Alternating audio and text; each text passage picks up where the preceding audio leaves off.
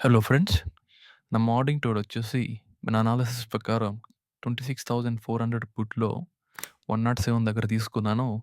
ఒక 20 points book చేశాను.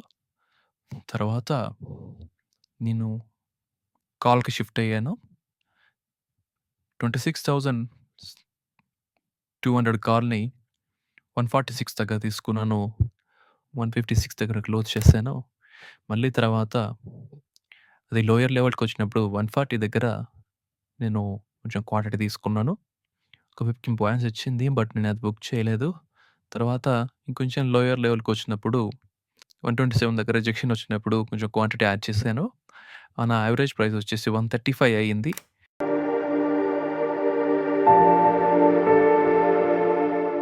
144 లెవెల్‌లో కొంచెం క్వాంటిటీ బుక్ చేసుకున్నాను. మిగతాది ఇంకా 130కి ట్రైల్ చేసి వదిలేసాను. నా ట్రైలింగ్ స్టాప్ లాస్ హిట్ అయింది. తర్వాత నేను 85,900 పుట్‌ని 298 దగ్గర తీసుకున్నాను. 360 టార్గెట్ పెట్టి వదిలేసాను. అది 364 అలా అప్రాక్సిమేట్‌లీ అది హిట్ అయిపోయింది. యాక్చువల్లీ నేను అది టార్గెట్ పెట్టకుండా నేను ట్రైల్ చేసేవాడిని. దాని తర్వాత కూడా మళ్ళీ పుల్ బ్యాక్‌లో ఏదైతే 360 హై ఉంది కదా!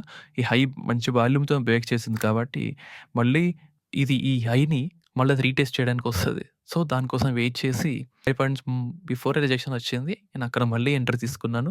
డే హై అనేది టార్గెట్ పెట్టుకున్నాను. నా టార్గెట్ అనేది మళ్ళీ హిట్ అయింది. Thank you. Please do subscribe to my channel and hit the bell icon. Audio Jungle.